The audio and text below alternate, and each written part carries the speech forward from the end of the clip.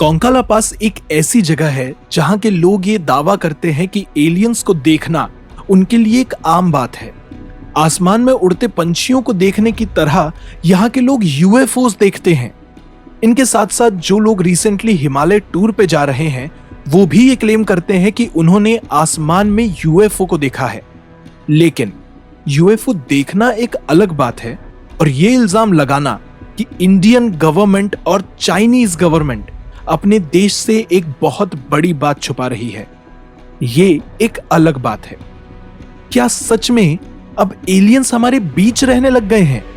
आज हम बात करेंगे एक ऐसे एरिया के बारे में जिसको लेकर इंडिया और चाइना सदियों से झगड़ रहे हैं, जहां जाने पर सख्त पाबंदी लगा दी गई है और यह क्लेम किया जा रहा है कि एलियंस ने इस लैंड को अपना यूएफओ बेस बना लिया है। हम बात करने जा रहे हैं सवालों से भरी इस जगह के बारे में जिसका नाम है कोंकाला पास।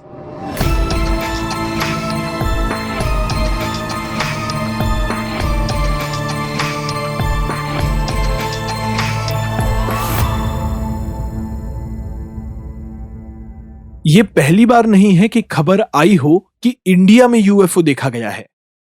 एक बार नजर मारे तो साल दर साल यूएफओ इनकाउंटर्स की खबरें बढ़ती जा रही हैं। 1951 में पहली बार दिल्ली में यूएफओ देखा गया था, 1954 में बिहार में, 2007 कलकत्ता में, 2013 चेन्नई, 2014 लखनऊ, 2015 गोरखपुर, 2021 लुधियाना और ये बस बहुत में से कुछ ही नाम और स्टैट्स हैं। लेकिन कोंकाला पास के लोगों के लिए यूएफओ देखना अब एक बहुत आम बात हो चुकी है। कोंकाला पास को ही कोंका पास भी कहा जाता है। आपके मन में एक सवाल जरूर आ सकता है कि इंडिया इतना बड़ा देश है तो फिर ऐसी जगह में एलियंस को क्यों देखा जा रहा है जिसके बारे में हमें जहां तक ही कुछ मालूम है। इसके पीछे भी एक कहानी है। कोंकाला पास लद्दाख के शैंग चेमनो रीजन में आता है। इसके साथ साथ ये इंडिया और चाइना की एक्चुअल लाइन ऑफ कंट्रोल में भी आता है और यही वजह है कि दोनों देश आपस में इस जमीन के लिए लड़ रहे हैं। एक पॉइंट के बाद यह समझौता होता है कि इस एरिया में कभी कोई नहीं जाएगा, यहां तक कि पुलिस भी यहां पेट्रोलिंग के लिए नहीं आती है। लेकिन दोनों देशों से हर बार सेम टाइम पे खबर आती है कि बॉर्डर पे रह रहे लोगों ने यूएफओ देखा है। उनका तो यह भी कहना है कि दोनों सरकार इस बारे में वाकिफ हैं, इस पे बहुत ज्यादा रिसर्च भी कर रही हैं, लेकिन वो जनता को कुछ भी पता नहीं चलने दे रही हैं। हिमालय टूर पे आए लोगों ने भी ये दावा किया है कि उन्होंने एक विमान देखा है जो कुछ ही सेकंड्स में आसमान में गायब हो जाता है, लेकिन उन कुछ सेकंड्स में उस विमान से इतनी ज्यादा रोशनी निकलती है कि कुछ मिनटों के लिए सामने क्या है कुछ दिखाई नहीं देता।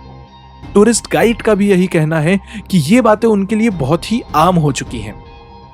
सवाल ये भी है कि जब कोंकाला पास के अंदर कोई जा ही नहीं सकता तो ये आग छोड़ती हुई चीजें जो आसमान में गायब हो जाती हैं, ये आ कहां से रही हैं? इंडियन आर्मी ने 2012 में पैंगोंग लेक के ऊपर 160 किलोमीटर लंबी कोई चीज देखी थी जो ऊपर की तरफ उड़ती जा रही थी। स्पेक्ट्रम एनालाइजर की मदद लेने के बावजूद वो क्या चीज थी ये कभी पता ही नहीं चला। डिवाइस के हिसाब से आसमान में कभी कुछ था ही नहीं, बट सोल्जर्स को वो साफ दिखाई दे रही थी। कुछ देर बाद आसमान में ड्रोन भेजा गया, लेकिन जैसे ही ड्रोन उसके पास गया वो चीज गायब हो जाती है। स्पेस एप्लीकेशन सेंटर के साइंटिस्ट डॉक्टर अनिल कुलकर्णी 2004 में कुछ रिसर्च करने के लिए लाहौल स्पीति में गए थे और वहां उनका सामना एक ऐसे क्रीचर से होता है जो पृथ्वी के किसी भी जीव से मेल नहीं खाता और डॉक्टर अनिल को सामने देखते ही वो कुछ ही सेकंड्स में आसमान की तरफ बढ़ता हुआ गायब हो जाता है। सैटेलाइट से देखने पर पता चलता है कि इस एरिया में मिलिट्री कैंप्स बनाए गए हैं, लेकिन इस एरिया में सालों से जब कोई गया ही नहीं तो ये मिलिट्री कैंप आए कहां से? क्या सच में दोनों देशों की सरकार हमसे बहुत बड़ा राज छुपा रही है? आखिर दोनों देश इस समझौते पर पहुंचे कैसे कि इस एरिया में कभी कोई नहीं जाएगा?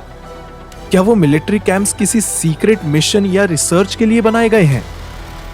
ऐसा भी तो हो सकता है कि जिसे हम स्पेसशिप या यूएफओ समझ रहे हैं वो कोई एडवांस लेवल टेक्नोलॉजी है जिससे वेपन्स या गैजेट्स बनाए जा रहे हो, और ये अफवाह इसलिए फैलाई गई हो कि लोग वहां से दूर रहें। आपने एरिया 51 के बारे में तो जरूर सुना होगा। ये प्लेस होने के बावजूद एग्जिस्ट ही नहीं करती थी। ये प्लेस एक आम आदमी के लिए बहुत सारी फैंटेसीज से ज्यादा और कुछ नहीं है। ये प्लेस एग्जिस्ट करती है, ये बताने के लिए खुद यूएस गवर्नमेंट को सामने आना पड़ा था।